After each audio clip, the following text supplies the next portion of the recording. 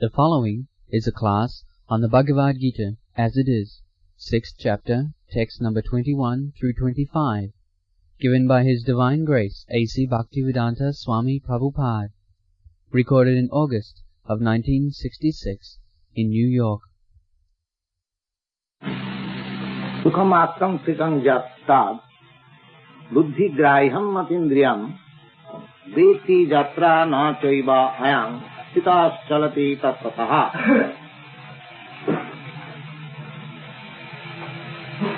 Now, every one of us is searching after happiness, but we do not know what is real happiness. The real happiness is hint of real happiness. What is real happiness? That is being described by Lord Sri Krishna to Arjuna. What is that real happiness?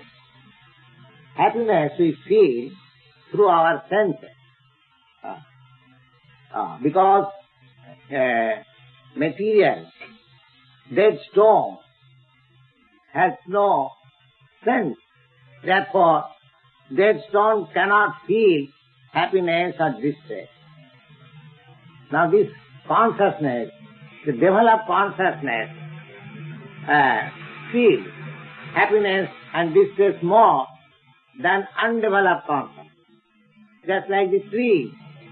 The trees, they have got also consciousness, but it is not developed consciousness.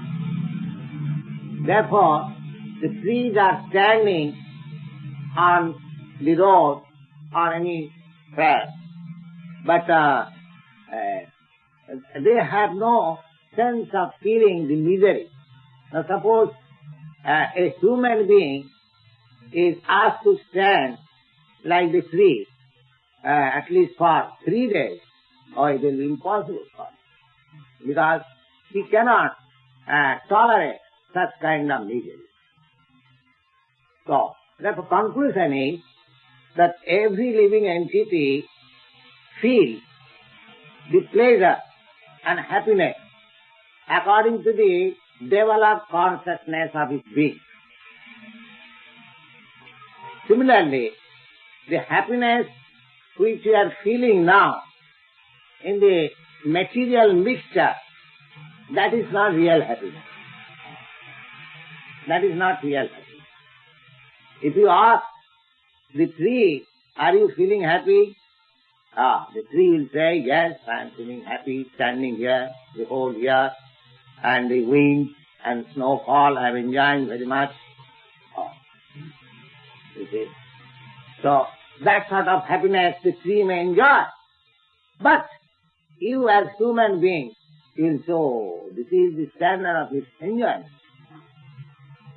So, similarly, there are different kinds and different grades of living entities. Their standard of feeling happiness and miseries are also different grades. In the animal kingdom, there are no sense. One animal is being slaughtered, the other animal is seeing. Because he has no knowledge, the next turn he is being slaughtered, but he is chewing some grass. He is happy. He is thinking that I am happy. Next moment he will be slaughtered, but he does not know. So these are all different grades of happiness. But the highest standard of happiness is described here. Sukham atantikam jat tad buddhi grahyam atindriya. Buddhi grahyam atindriya. Buddhi means intelligence. One has to be intelligent. If you want to enjoy life, then you must be intelligent. That's like the animals. They are not intelligent enough. Therefore they cannot enjoy life as a human being can. Stand. So here in the Bhagavad Gita also it is said that buddhi grahyam atindriya. Atindriya. Now, Just take the example of a dead man. The senses, the hands, the nose, the sense organs and everything is there. But now it cannot enjoy. The dead body, it cannot enjoy. Why? This requires intelligence. Why the dead body cannot enjoy? What is the difference? The body is lying there, the hands and the nose and the legs and the eyes and all other sense organs are there, but why the dead body cannot enjoy? That requires intelligence. That means that the enjoying energy, the spiritual spark, that has gone away. Therefore, it has no power to enjoy. Then, if you make advance further with intelligence, then you will understand that actually the body was not enjoying, but that little spark, spiritual spark, that was inside. Not this body. This requires little intelligence. I am thinking that I am enjoying with my sense organs. But you are not enjoying. The real enjoyer is that small spiritual spark within you. That spiritual spark has got the potency of enjoyment, but that is not being manifested on account of being covered by this material tabernacle, and therefore this enjoyment is not perfect. This requires little intelligence. Where is the enjoyment for the dead body? The dead body no more can enjoy. Suppose if a man is offered a dead body of a beautiful woman, will he accept? Or a woman is offered the dead body of a beautiful man, will she accept? No. Because that enjoying spark is moved now. That requires intelligence. Who is enjoying? Who is enjoying? The enjoying spirit. The spirit is enjoying, not the spark. That requires intelligence. Then again, now, if that spirit is enjoying, then the spirit must have enjoying senses also, otherwise how it can enjoy? If you have no enjoying sense organ, then how you can enjoy? The blood cannot enjoy. Therefore it is accepted that the spirit soul, although it is very small atomic, we cannot measure. Several times I have repeated here that the measurement of the small, my infinitesimal spirit spark is just 1/10,000th part of the upper portion of your hair.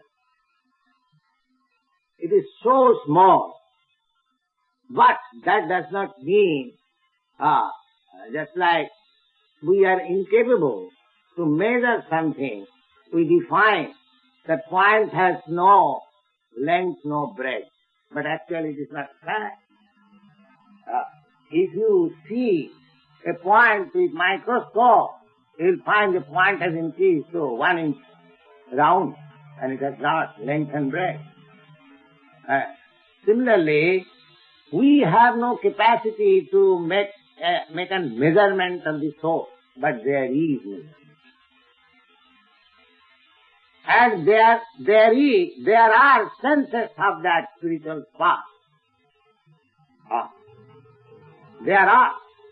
Without the spiritual spark, having the senses, how this body is grown. This body is just like dress. When you speak of dress, the dress is made according to your body. If you go to a tailor, the tailor will take measurement of your body and the dress will be supplied to you. Fit. Similarly, unless that spiritual spark has got body, how this the dress of this material tabernacle has grown.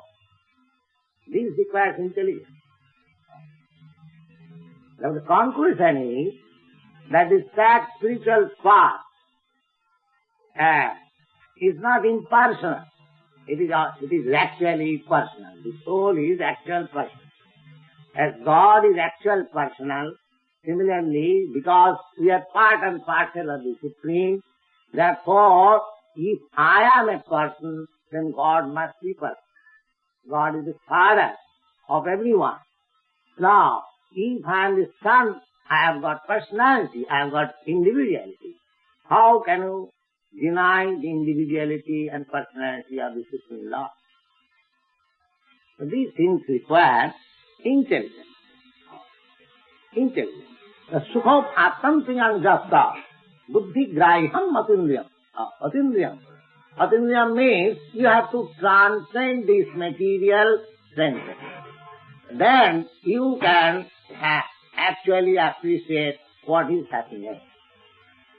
Just like the other day, I expressed the happiness of the yogi. Ramante yogina anante satyanande chidatmani. Ramante yogina anante. The yogi, those who are transcendentalists, aspiring after spiritual life, they are called yogis. Bhakta yogi, jnana yogi, dhyana yogi. There are so many departments of yogi. Now, they also enjoy. The whole process is to concentrate upon the Vishnu Murti, Vishnu form within the heart. And unless there is pleasure, there is no enjoyment. Wow, what is the use of controlling the senses and focusing the mind on the supreme, super soul within the heart? There is pleasure. What sort of pleasure that is? That pleasure is ananta. Ananta means endless. Endless. Yogina, ramante, yogina, anante. Ananta means that pleasure is not endless. That pleasure, why it is not endless? Because the spirit is eternal and the Supreme Lord is eternal. Therefore, reciprocation of their loving exchanges, they are eternal. They are eternal. The living spirit is eternal, the Lord is eternal, and their exchange of feelings, a loving feeling, that is also eternal. So one who is intelligent, they should refrain from this sensual enjoyment of this material body, which is flickering, which is not in essence, and should seek that enjoyment of spiritual life. That is called Rasali. You have heard about Lord Krishna's Rasali. That is not ordinary exchange of feelings of this material body. That is exchange of feelings of the spiritual body. So sukham atamtriyam jat buddhigrahi. One has to use his intelligence to understand what is real happiness. Foolish man cannot understand what is real happiness. Intelligence. So as soon as one becomes intelligent, the next slope will describe. Now, Veti jatra nachayvayam sitaschalati tattataha. One who does not know what is real happiness, they are seeking happiness in this material world. There is a nice story. A man, a friend, was advised by his friend that if you chew sugar cane, it is very nice, sweet. The friend who was advised to chew sugar cane, he had no experience. What is sugar cane? So he asked his friend, what is the sugar cane? The friend suggested it is just like a bamboo log. So the foolish friend began to chew all kinds of bamboo logs. Now, how he can get the sweetness of the sugar cane? Similarly, we are trying to have happiness and pleasure, but we are trying to derive happiness, pleasure, eschewing this material body. So therefore there is no happiness, there is no pleasure. For the time being there may be a little feeling of pleasure, but that is not actual feeling. That is for temporary, just a slight focus of that lightning. That in the sky we find some lightning, but real lightning is beyond that. So, Veti jatra na chaivayam sitaschalati tattataha. Because persons they do not know what is happiness,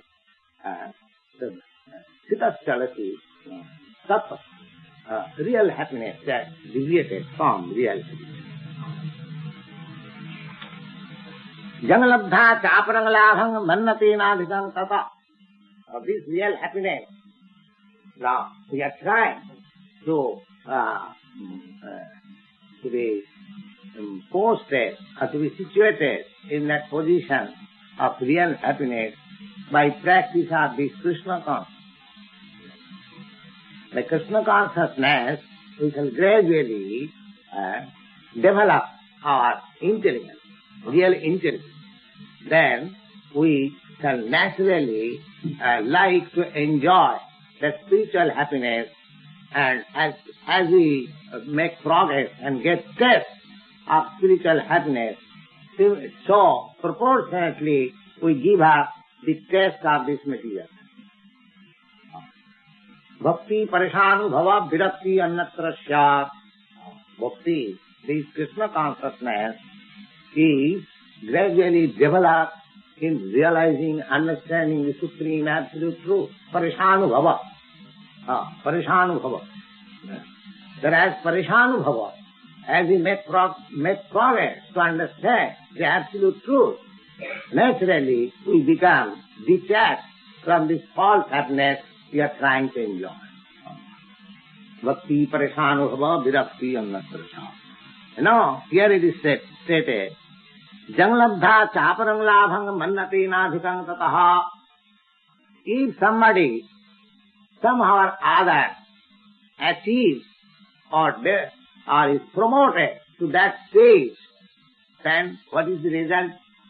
The result is Janglabdha.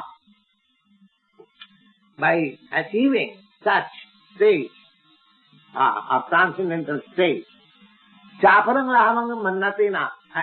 Other achievements, they become insignificant. Here, we are trying to achieve so many things. We are trying to achieve so many riches, strength, fame, and beauty, and knowledge. So many things we are trying achievement. But as soon as you become properly situated in Krishna consciousness achievement, then you will think, oh, no achievement is better than this achievement. Jangalabdha, chaparangalabham. Aparangalabham means other kinds of achievement. They will be considered as figs. It is so big, this Krishna consciousness, that one who understands and have a little taste, salpamopiyasya dharmasya trayate muktova, a little taste can save one from the greatest danger. And as he makes progress and has real taste, then he thinks that all other achievements are useless, nonsense, in comparison to this. Janglabdha chaparang labhang mannate nadhikang tata. Just means sito nadukhena gurunapi vicharlate. I am very glad to inform you a practical example. One of our students was put into very unfavorable condition, but he was not, at all disturbed due to this Krishna. Practical. confident. And we are also not disturbed. We thought, oh, Krishna is there. He will not be put into difficulty. He cannot be put into difficulty. But here it is said, Jasmin sito na dukkhena gurunapi vichalate. If one is situated firm in Krishna consciousness, the gravest type of danger cannot disturb. It is certainized. Jasmin sito na dukkhena gurunapi. Guru means very heavy. Very heavy. Gurunapi dukkhena na vichalate. He is not disturbed. He is not disturbed. Of course, it may be a story, but I am telling you of my practical life. In 1942, there was heavy bombing in Calcutta. Heavy bombing in Calcutta. By once or twice bombing, all the population vacated. Calcutta was a city of no man. But there were, of course, many people remained there. Those people who could not leave the city for some urgent or some other business.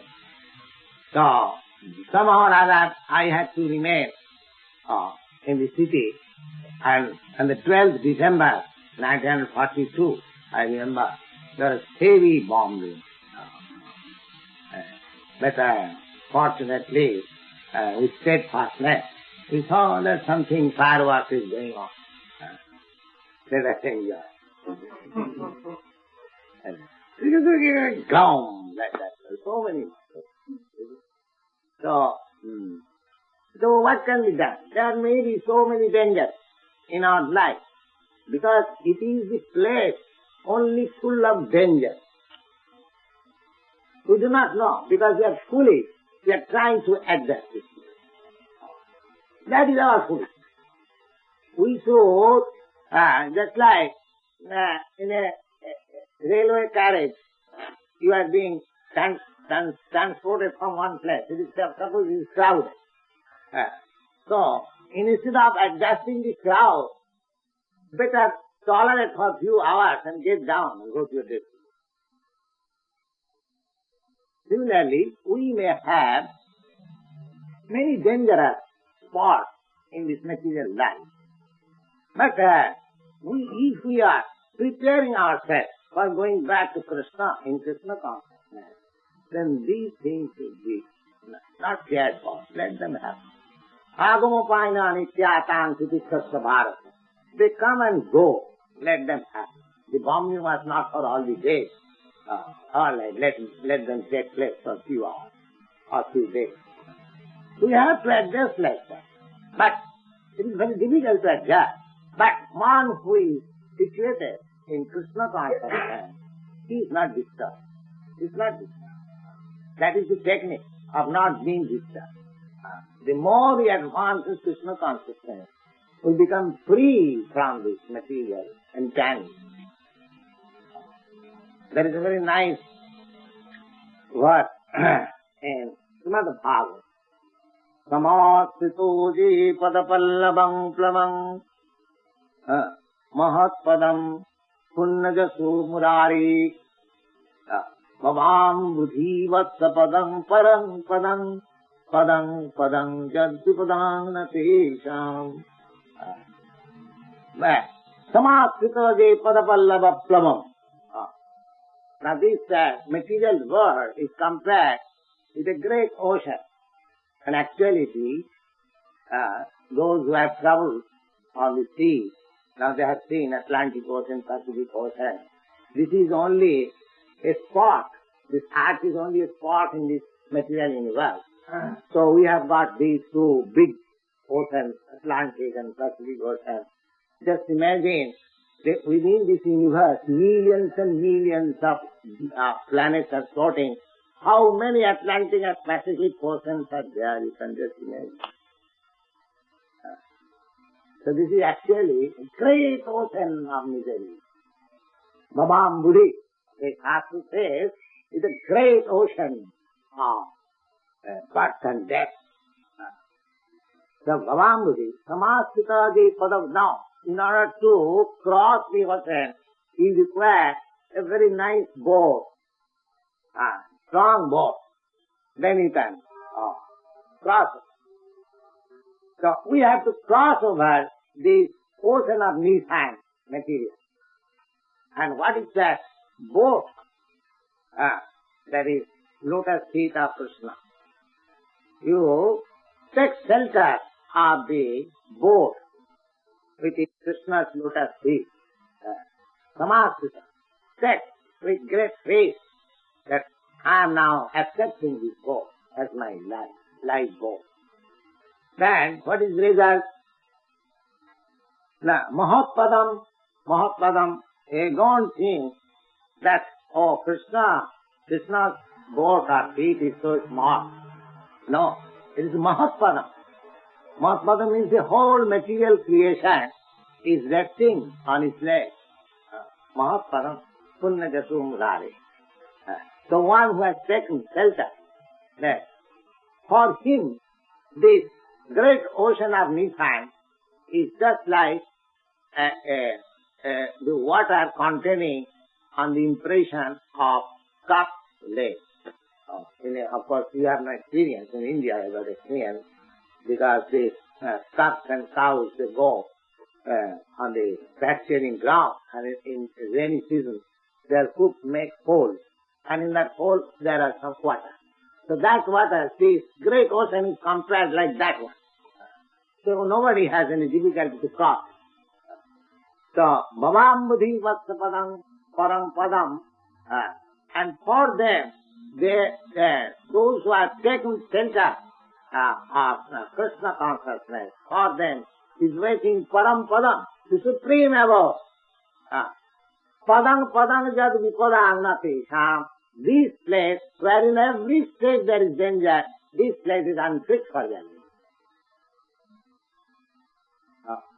Padang Jad Vipadang Nati. It's very nice. So, Jasmin Sito Na Dukhena Guru Napi Vijallati. If you are actually situated in Krishna consciousness, under the shelter of Krishna's lotus feet, then Guru Napi Dukhena, very heavy size of danger may be before me, I shall not be disturbed. Or anyone who has taken the shelter like that, he will never be disturbed. He will never be disturbed.